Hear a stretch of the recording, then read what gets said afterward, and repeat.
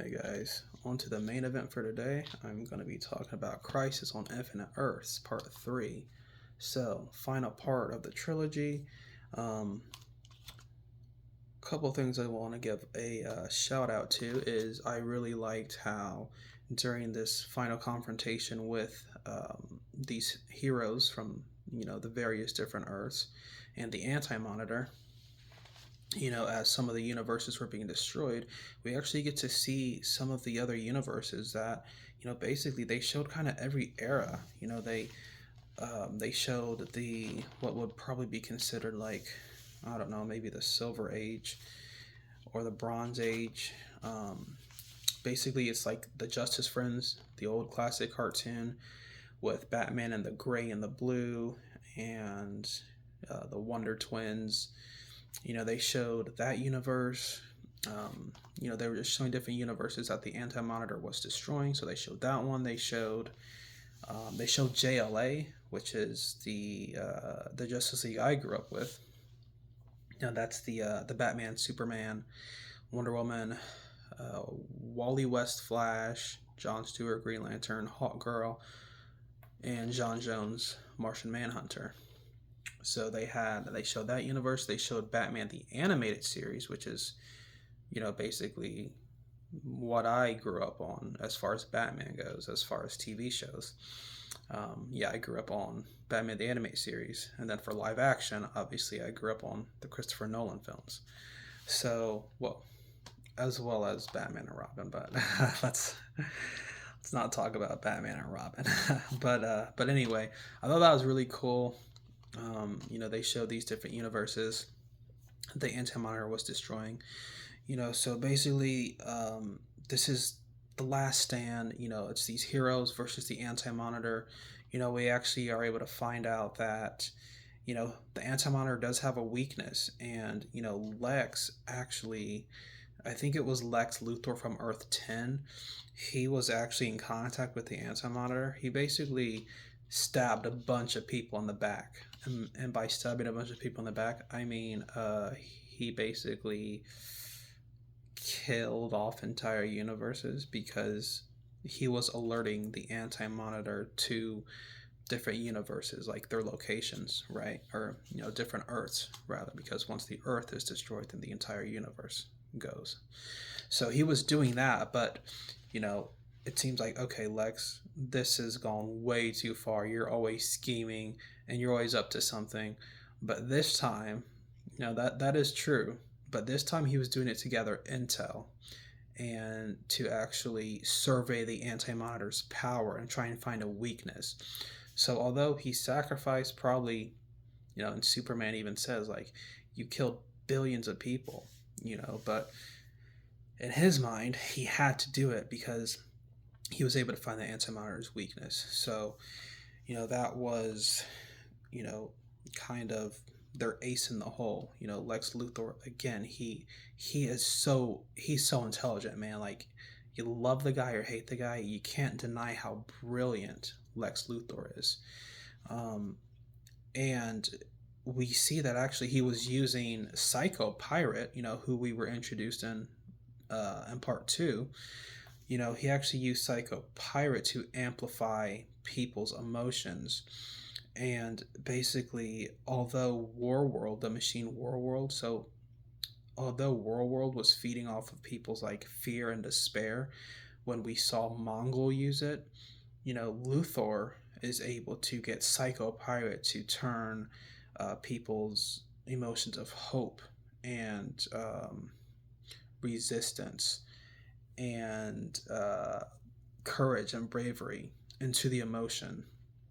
And they're able to use Warworld feeding off those emotions to damage the Anti Monitor. And, Supergirl is actually able to defeat him. And, obviously, you can see on the cover there, Superman is distraught because Supergirl sacrifices her life to save the entire multiverse. So, but here's the irony about it: the Anti Monitor was destroying universes because here's the thing, and it's crazy, but he was destroying universes because the multiverse was expanding too rapidly, and it was actually going to bring an end to all existence because, you know, there was never really a capacity for the multiverse to become as large as it did, and the anti monitor was just really bringing balance to the multiverse by destroying all these universes. Otherwise, everything was going to collapse in on itself. So, you know, you have, you know, the story about, well, the monitor, and he just monitors things and he doesn't really act when these universes are being destroyed. But, you know, it turns out that the anti monitor is not really the evil counterpart of the monitor. You know, it's more like, in a way, he was saving the multiverse by destroying universes. So you have a really great story there with, you know, Lex Luthor and Psycho Pirate and figuring out the Anti Monitor's weakness. And, you know, you also have a really, you know, it's really cool that they're bringing in all these different elements of the other films, like, you know, the, you know, War World, you know, they bring that in from Justice League War World, and the Miracle Machine, which I'm going to get to in a second here, which is from Legion of Superheroes. And this machine is basically a machine, you know, as it's stated, it is a miracle machine. It can basically do anything the user thinks of. It can rewrite reality, and that's what they did. You know, unfortunately, Wonder Woman had to sacrifice herself. It needed a sacrifice of an immortal being, so Diana sacrifices herself.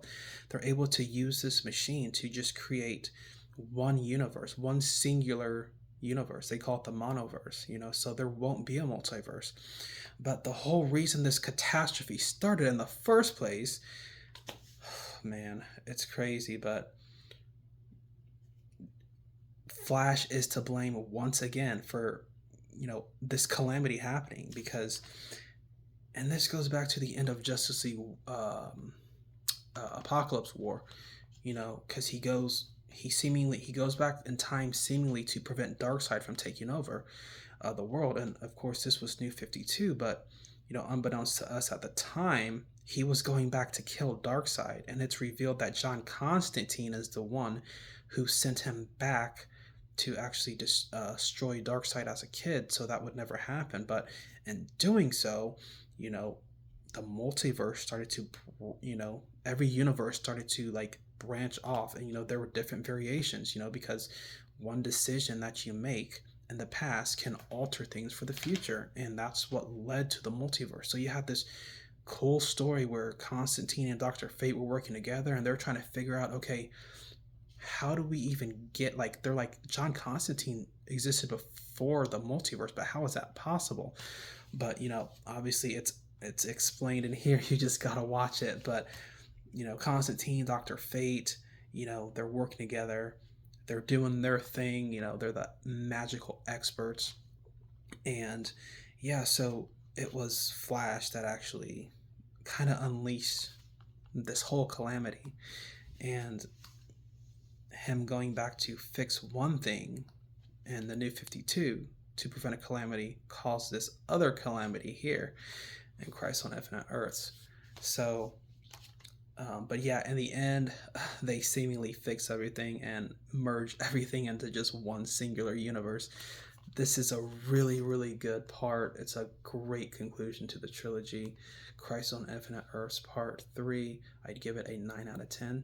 Definitely check it out.